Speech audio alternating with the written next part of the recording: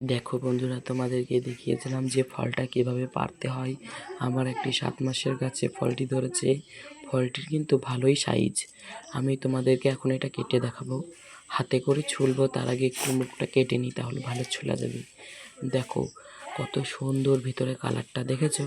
আমার তো কালারটা খুবই ভালো লাগে, খাওয়ার থেকে আমার যেন দেখতেই ভালো লাগে।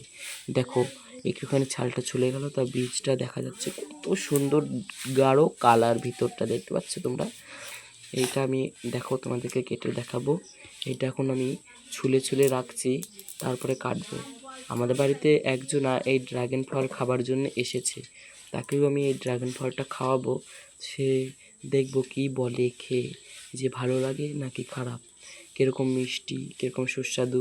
আমার তো এই ফলটি খুবই মিষ্টি লেগেছিল। আর আগে একটি তোমাদেরকে দেখিয়েছিলাম, পেরেছিলাম, কিন্তু ওইটা খেতে বেশি মিষ্টি ছিল না, টক। দেখো কত সুন্দর কালার, দেখেছো? এই কালারটা খুবই সুন্দর, খুবই সুন্দর, খুবই সুন্দর।